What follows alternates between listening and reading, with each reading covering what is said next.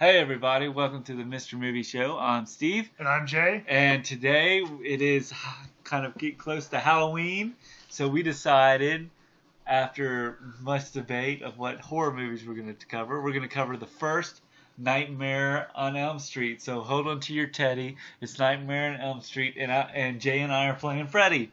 So Jay, this came out in 1984. So, when we were kids, these films probably had, tons of sequels. Right. And what was your kind of first... Because, there was sort of the Jason, right. Freddy's, the Chucky's. And, what was your thoughts on, Freddy when you were a kid? Got it. Was it... Because, how when we talked about... R-rated films, right. They were so taboo when we were kids that, right.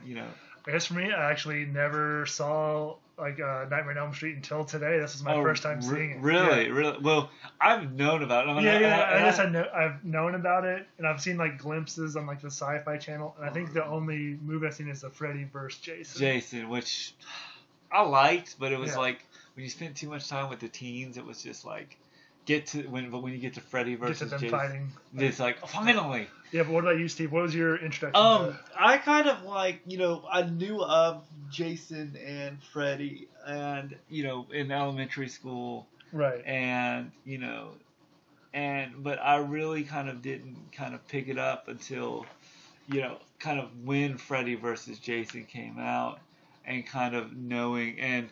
I kind of wanted to give Nightmare on Elm Street a chance, a chance, and kind of watched it. What's interesting is when you get to Nightmare on Elm Street 7, you can really tell that they really play with it the way they do with Scream. Gotcha. Because it's Nightmare on Elm Street 7, Wes Craven's new Nightmare, came out 94 and Scream came out in 96, so there's kind of a connection there. Gotcha. But with this one, this gets so much credit because this is Johnny Depp's really first role right after 21 Jump Street, the series. Okay, right. And and I think this film sort of really kind of was sort of the 80s sort of with Halloween, Friday the 13th, this series, these were sort of this was the slasher era of horror films, and it was so and I do remember I guess I mentioned I kind of knew about Nightmare on Elm Street through an episode of The Simpsons called Nightmare on Evergreen Terrace, where it had not Freddy Krueger, it had groundskeeper Willie as Freddy Krueger. Okay, yeah. And I think in that episode they take away the Freddy kind of the whole Freddy, because I think in the series they don't really mention it, or in the first film they don't really mention it, but he was a child murderer, and I think I read some trivia that they were going to make it. He was going to be a child pedophile, and I think they changed it just because they were like, yeah, that might be a little bit too censored for too much, yeah. What I kind of like about this is where they did a really crappy remake, in 2010, called Nightmare on Elm Street. But what I liked what they did with that is they showed Freddy Krueger after murdering the kids. His origin story. They chased him in an abandoned building, and they torched the building, and he came out, which they kind of did in the Simpsons episode where he's he's in the he's playing his bagpipes in the cellar, and the fire goes off and he burns, and he's and they're going through the budget, and he's going for money, or how much money do you want to spend for doorknobs, and he can't get the door, and so he burns up, and he's like, I'm coming after you in your dreams, in your children's dreams, and then Chief Wiggum says, yeah, how are you going to do that with skeleton power? So that was sort of how but when I watched this one, really Freddy's not, I think what it is I think the series is Freddy sort of punishes the parents through their children. through terrorizing their children. Yeah, it seems like he's like coming back for revenge. Sort of. Yeah. Especially once we find out that it was Nancy's mom is the one who helped kill him. And that was kind of interesting. And but I like the other idea where Nancy's father was sort of the chief of police. Lieutenant. I'm sorry, lieutenant of police, and how he basically. I think there's sort of that neglect, kind of in the same way. Did you ever see It? Yeah. You know how they kind of neglect the kids. Yeah, a little bit, yeah. But it's not as creepy as right. He's a lot more focused on like, oh, it has to be some real. It's like it can't be a monster. Right. As a police, and then like his mom. What is in It or? Oh no, in this movie, it's like it doesn't I guess most people don't believe Nancy. And that's dreams, and you kind of realize, and what you kind of realize is Nancy sort of is Sydney, in a way, of this series. Oh yeah, because we talked about Scream last year, right? And and what I kind of liked about it is like she's sort of like, like they kind of talk about who, Freddy Krueger is sort of a mystery at the beginning of the film. Right. And then you realize, then she kind of says, let me tell you about Freddy Krueger at the, kind of in the middle of the film. Yeah. But what did you think of the, what was your take on it? I liked it. It was I can tell like why it's sort of like one of those classic franchises. And it's classic franchise, and like I think it does. I think you watch it now, and you kind of can find the tropes and kind of like okay, and it's not as.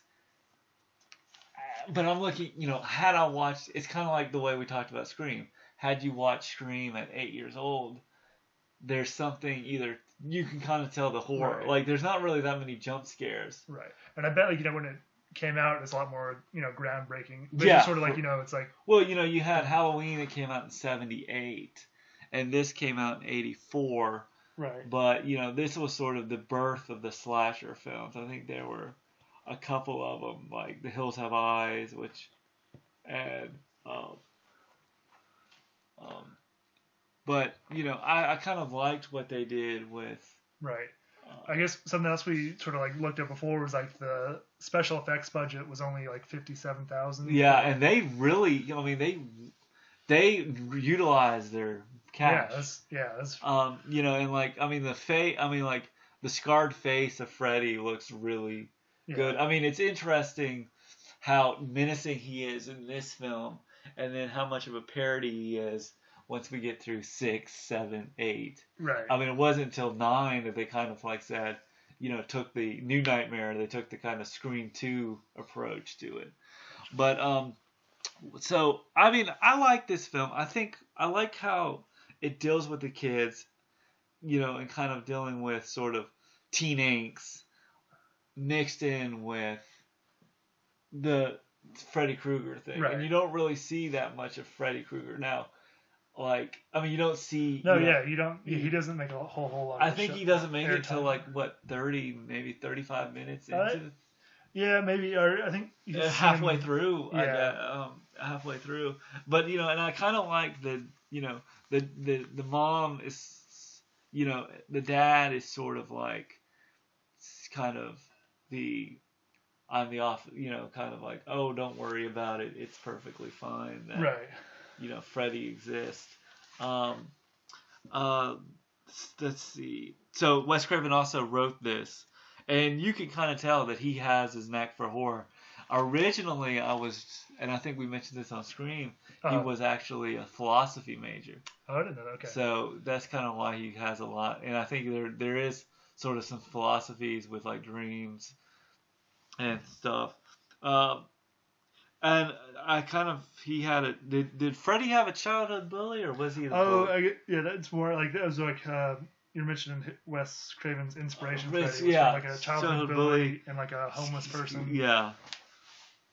And kind of, he has that same, hey, I think we mentioned in our notes, he has a behavior of Nosferatu. Oh yeah, Nosferatu. But, I guess one big thing for me that I think I spent a lot of their special effects on was sort of like the killing scenes. I was wondering what was your favorite. I like Johnny. I think Johnny Depp's killing scene when he goes under the bed and then they spew out the thousands of blood. Yeah, and then the other I liked how the face is. I mean, when you watch them, it's interesting when you watch a series like Nightmare on Elm Street. You can kind of see, okay, how crazy it gets, crazier and crazier. Right. Yeah, it's for me. My top one has to be the first one with where Tina gets killed, where she's like, with the one that she gets sliced, like sliced, and there's like it's invisible, you can't see anyone. Yeah. And then she's like up on the walls and ceilings. Stuff, which is kind of a reflection of The Exorcist, right? Which came out in I think '76 or something. Okay. I mean, there's something about Nightmare on Elm Street that kind of works, where I think, it is. I think now because we're so I don't want to say desensitized, but because we've had so many horror genres that if I looked at it, at 8 years old, it would probably terrify me. But now looking at it at 30, I'm kind of like, okay, and we talk about film that we kind of can see the structure of it kind of working. But did you have any scare I want to say jump where you're like, ooh, I wouldn't say cool moments, but were you sort of... the first where Tina gets killed, I thought that was cool. And then where she goes off the thing. I don't know. The bed scene? No, where he's sort of coming through the wall. That was pretty cool. It's like you're stretching out the wall. Yeah. I thought that was neat. Where's some other cool special effects that I thought? I like the sweater, or the sweater, where she's walking in the... not the hallway, but I guess on the street. And Freddie, I mean, they had and I'd probably guess it was practical, was the long arms. Oh, yeah, when he stretched his arms. Arm. And that was pretty cool. And then I think there's in Freddie versus Jason, there's a scene which was pretty cool. I mean, where it was the shadow of Freddie, and he, the shadow slices. You see the slice in the screen, and he's like, I'm okay, I'm alright. I mean, but, I feel like the thing about Freddy Krueger is, I think that there's something menacing about him. And then I think they kind of really sort of it slowly becomes less menacing until the seventh one, New Nightmare, where they kind of, flipped the head and kind of gave it the Scream 2 treatment. Yeah. I don't know. It's Freddy as a character killer person. I don't know. He's not my favorite. I don't know. He's sort of he doesn't bring. It's more his powers of where you can't escape him in your dreams. I think that's the scary thing. I feel like the dream stuff works better than sort of hello, I'm scary Freddy. Whereas, and I liked how this one. I mean, it is. That Nancy Sid, if you look at, I'm going to go back to Scream, it's always Nancy versus Freddy. I think in the sequel, it's the guy that buys Nancy's house is terrorized by Freddy Krueger, because the house is cursed or something. Right. But, did you kind of think that, I mean, I liked what they did. I mean, I think for its time, it did have the scariness to it. But, were you more... Did you like him more than the Halloween films, or... Yeah, I think... Yeah, well... I feel like the Halloween films work a little bit, because I feel like it's more of the... Michael Myers escaped, Yeah, I think... I don't know. So, I think Michael Myers is a bit more menacing, just him being, silent. Silent, But I think... Freddy's power is a lot more scary. Well, he's creepier with the burnt head too. Yeah, because you can't escape him. Because you gotta sleep sometime. That's what's gonna get you. And and what I liked about too is Freddy is where you kind of can see. I think then we talked about I did talk about the remake how in the remake they kind of really gave Freddy sort of a backstory to make him more of a character, and this one it's almost like. There's a mystery to Freddy in this film. Yeah, I did like that. You like the mystery better? Yeah, they sort of uncover. Yeah, I did too. I mean, I think I'm glad they didn't show like some flashback or something. Right. And I like the fact that Nancy's mom has, she has something to do with it. Yeah. At first you thought, oh, she's just not going to be a part of the story, and then like they actually added it to it. And I mean, and I like the boiler room stuff. Right. And I like the other thing too I've noticed with this one, Freddie doesn't speak that much. No, he does very few lines. Sounds like I'm gonna get you. I'm gonna get you. I watch Red Room. But and I like kind of how they kind of like use the boiler room. Right. And I feel like, I feel like it's a really great start to a franchise, don't you think? Yeah. Because I think it works. It kind of builds itself up. Yeah. I feel I haven't seen the next movies. I feel like with the whole Dream Powers really lets you do crazy stuff with special effects. And I think there's one where they actually, I think it's the fourth one. They have the Power Glove from Nintendo from the 80s, because these kind of came out 80s after 80s. Right. And kind of what I've kind of said before. 1 through 3 is fine with me. 4 through 6, you kind of pushing your luck unless it's based on a book or you've got Marvel series. Lots of source material to go. Source material and stuff. Let's see. Well, how would you rank this? Compared to Jason and Halloween. Well, I think I feel like there's sort of a kind of trifecta of horror characters that have sort of been, kind of codified in the public consciousness. You know what you're getting with a Halloween movie. Right. You watch enough, Freddie movies. Watching, I think it'd be different had we seen being, born in the 70s and being teenagers and seeing it in 84, 85, 80, and kind of kept. There's it's kind of like the way we look at the Scream movies, right? Where we can watch or horror films that kind of came out when we were in high school, and they've now had the Conjuring stuff, which I've never seen, but they're pretty good. Yeah, but it's sort of the that sort of growing up with it is different than this film, Scream, Halloween, being coming out when I was not even being born yet, right? And kind of knowing about it through the public consciousness, right? I like the fact that dreams are there. And this one, you kind of mentioned in your notes that dream versus reality, and it kind of doesn't really. Oh right, yeah. The characters are sort of they'll close their eyes for a second, and then no, you don't know if you're in a dream. Then after a second, some weird stuff happens. They're oh, they must have fallen asleep, and then maybe it's not, or right. There's some scenes where you're trying to guess: is this a dream sequence? Are they awake? Yeah, and then I liked how and I like how Nancy's mother really goes, oh, my daughter is fine, and then she's like, I'm concerned about you, but she's very much neglectful, right? And then she gets really freaked out when she gets the hat out of the thing, and then she goes, well, and then what I loved, and when you read in your notes that Roger Rabbit is the sleep doctor. Or the guy that played Roger Rabbit is a sleep doctor. And I could kind of tell once he was singing, it's like, he sounds a little bit like Roger Rabbit. I mean, we looked it up on IMDb, but what did you feel? And then, of course, I think this was Kevin Bacon's, I don't know if he was, it wasn't his debut, but he was, he played Bettine, I think, in this film. I think or a boyfriend of somebody. I don't know. I think you pointed him out. He was he was in the English class reading Hamlet or Shakespeare. Or something, yeah. So you kind of have just a small cameo. Yeah.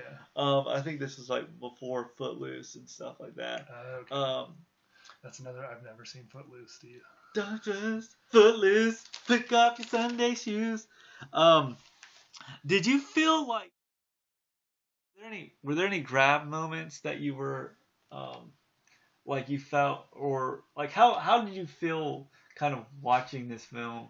Like I know with some scary movies, they're sort of like when Signs, one of the things that always got me was the knife scene and then the alien walking past the thing. Yeah, I don't know if it's just because we know that because of the public consciousness of Freddy that it pretty much we're kind of like, we're not, I wouldn't say desensitized, but we kind of know, okay, there's not that scene where he, shocking thing. Yeah, I don't think I got shocked too much. A lot of it was just because I feel like this movie's so in like the popular culture that it's sort of like all the ways people die were sort of spoiled by parodies and by like kind of people copying and stuff. But I mean, like the blood scene was pretty cool. Yeah, it was cool. Yeah, we talked about the blood scene, right? Yeah, and like I liked how it's like the Freddy coming out of the thing, and I feel like this one and maybe the second one, it's not till 3 that it gets parodied. Yeah, you can tell they really use, I think, for the blood when that blood scene, like where the boyfriend dies, and then when Tina's murdered, with the head of the room like tilted upside down. And that was pretty cool, and they had a kind of like an Exorcist wink. And I do feel like this film, I like it.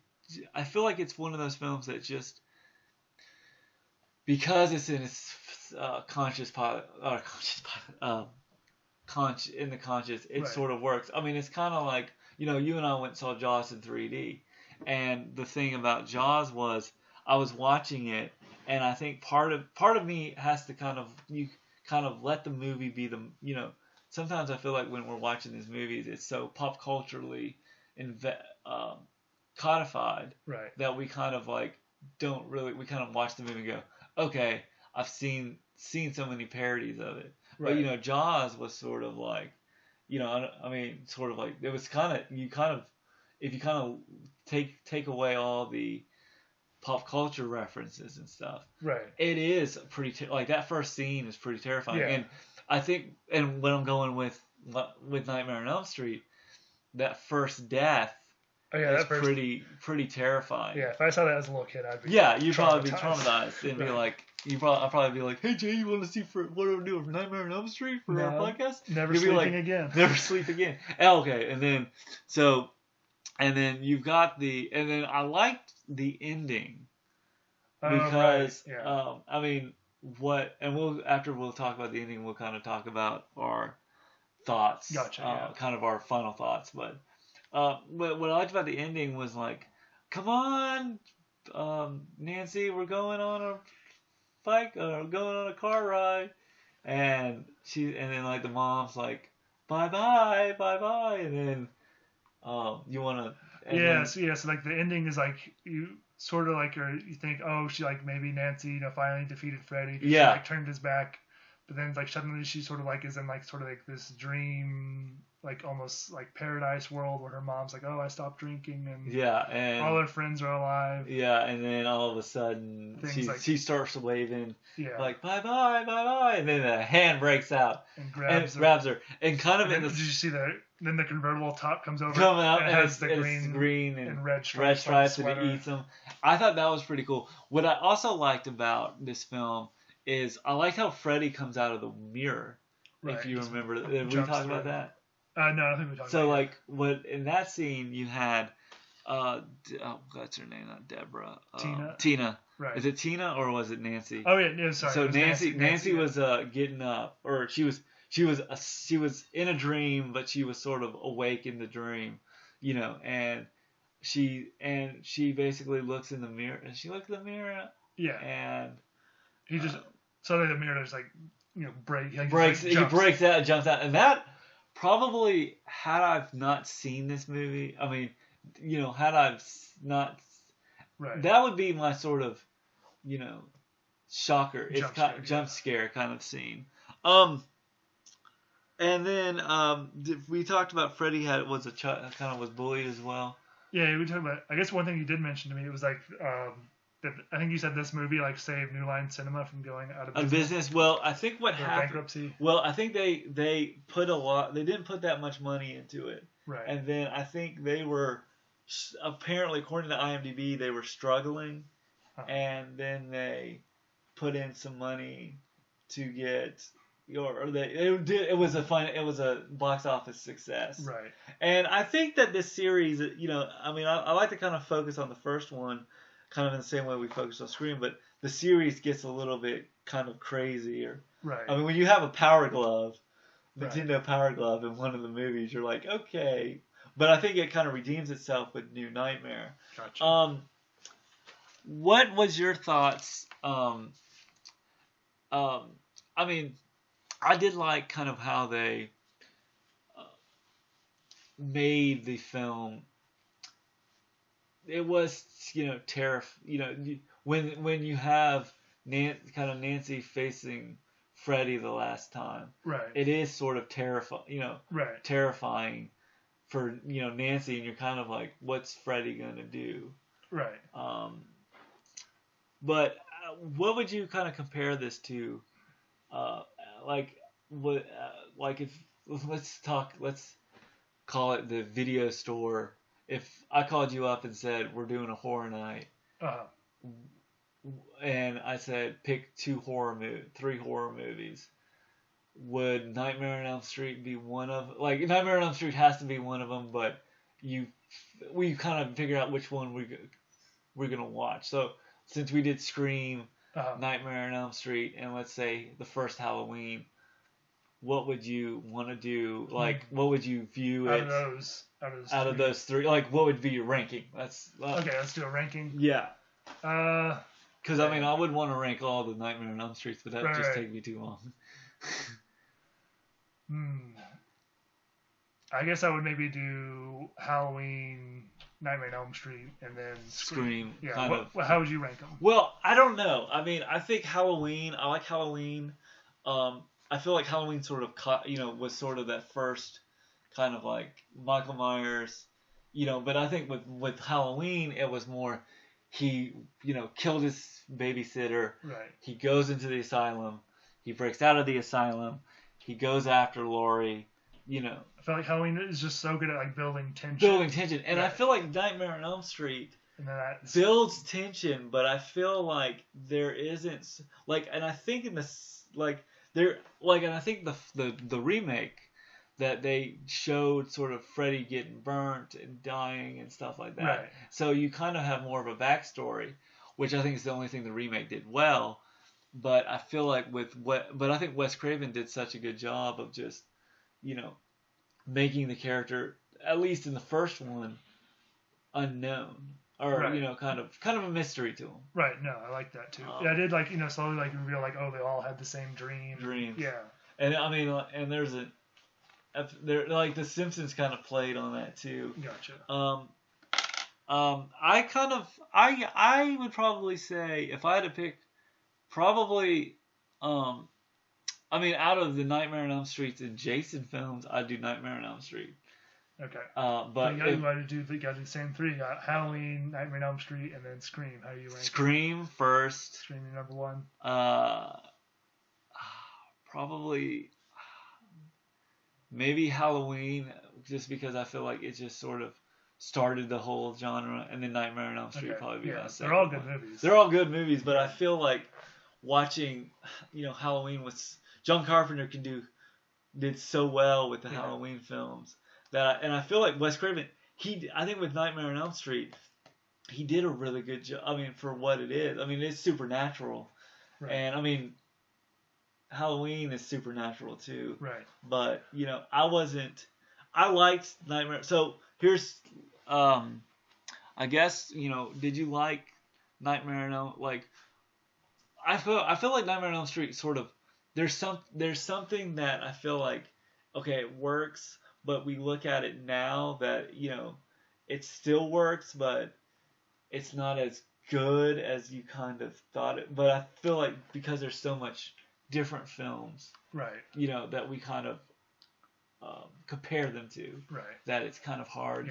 I think it's most of the idea of a guy that chases you through the dream. It just has sort of unlimited potential. Yeah, and I think that's where you get creative with it. Right.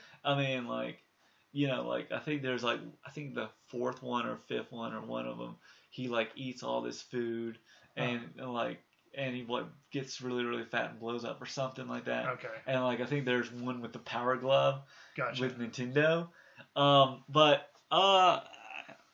So Jay, that was our thoughts on what was your final thoughts? Like I liked it. I was, I think some of the practical effects really stood up well. There's some that were meh, but overall the effects, they stood up pretty well. And I feel like I liked it. I feel like it doesn't. The thing about it is it doesn't. I think Scream was so written right that I feel like it was smarter. It was smarter. I feel like Halloween, when you compare them all but let's talk about how Nightmare on Elm Street stands alone. It's great. Now, we have to, before we end this, what do you think of Robert Englund? I mean, he kind of embodies Freddy Krueger. Right. Yeah, he was pretty good. I guess, he sort of doesn't get a whole lot of... In this one. Yeah, I guess I haven't seen the next one, so maybe he has more... the sequel, like in this one, it's... Because I think the first one, Freddy... I do want to say this, is that Freddy does have sort of a person... he is sort of the background character because it's the adults and the kids and then the fear of Freddy kind of connection. And Freddy just sort of like, it's like, I'm here to terrorize you. That's all he has to do. But he also has no character. Right. And it's not until we get through 4 or 5. Okay, that is sort of Bill. And like, I think the 6th one was Freddy's Dead, the final nightmare. Okay. But I did like how it reached, and we talked about the hat, right? She reached and pulled out the hat. Yeah. So, and I do like that. Yeah. But I think what I would like to have had is more in depth to Freddy, and which I think they did decently well in you get to see the sequels and stuff. And the sequels and stuff. But I guess what was your final thoughts on the film? I liked it. I feel like there's 2 ways of looking at it. One, I think, is I want to call it the nostalgia, but the cults, the classic. Cultural, yeah. It's kind of taking that away. It's okay. Okay. I mean, I think it's one of those. And I think, but I also kind of think, as I've said before, watching it. Had I watched it at 9, it would terrify me. Watching it at 30, it doesn't. Right. Really grab me. Right. I mean, like, because I like more of the, like, kind of the more, shock, right. And I think I do. I mean, like, if I was giving this a rating for what it is, I give it probably a B plus. Okay. I mean, I wouldn't say it's great. Yeah. Because I think I've grown up with more sophisticated horror films looking at it now. And so I mean that's pretty much the way I look at things. So I guess that's our take on the first Nightmare on Elm Street. And I guess that's our Halloween episode that hopefully will be up by Monday. Halloween. Happy Halloween, guys. I'm Mr. Movie, also known as Steve. And I'm Jay. And stay spooky. Stay spooky. Woo!